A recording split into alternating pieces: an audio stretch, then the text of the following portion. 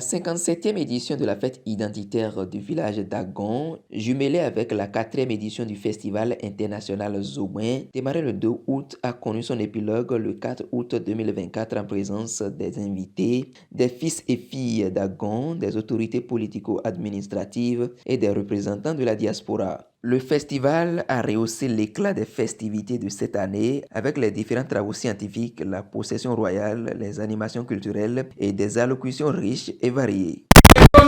Dada agohoswowe benatieni kaka botidonai eton bo agoviero pe erozo binawa kwebo ablo agondo nweutuezo bo festival zo bemadijon fi egbetiene. Cette 4e édition placée sous le thème du culturel au culturel, les limites est le signe de notre attachement à nos valeurs endogènes et ancestrales. D'une part et d'autre part, la preuve tangible que nous avons besoin en permanence de mûrir nos réflexions sur tout ce qui entoure aussi bien au niveau de l'invisible que du visible. J'invite donc les participants aux divers ateliers matins. Les discussions sur le thème suscitent à faire preuve de grand discernement afin que les conclusions issues de ces différents travaux de discussion soient bénéfiques et profitables au développement de notre localité.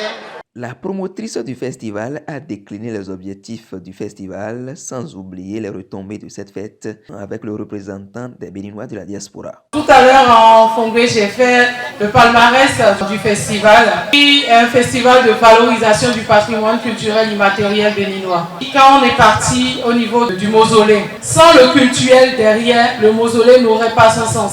Donc l'immatériel plutôt aide à préserver le matériel.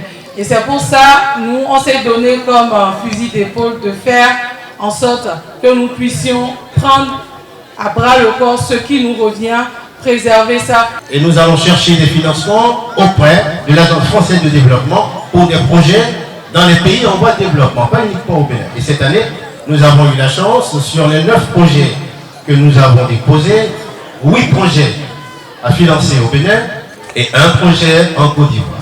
Et je peux rassurer les têtes couronnées de ce territoire pour leur dire que, avec notre sœur, nous n'allons pas simplement passer une nouvelle journée ensemble avec vous.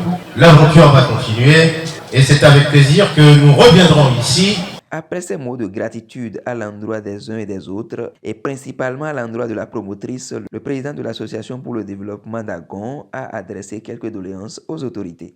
Je voudrais remercier sincèrement Madame Imelda Bada et son équipe qui ont réfléchi, qui ont fait tout à Agon pour constater qu'il y a une valeur à promouvoir ici.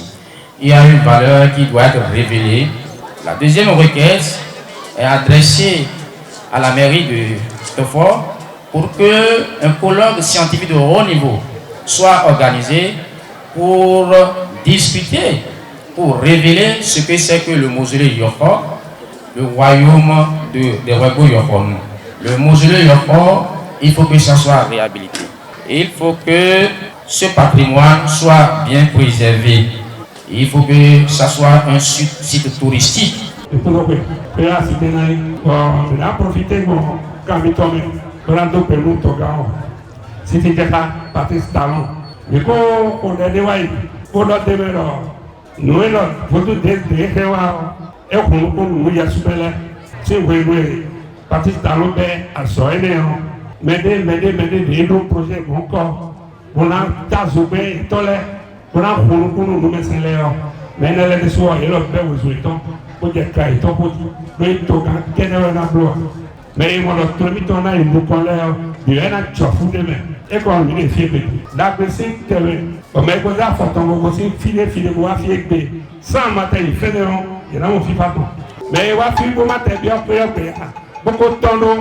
Festival Zouben,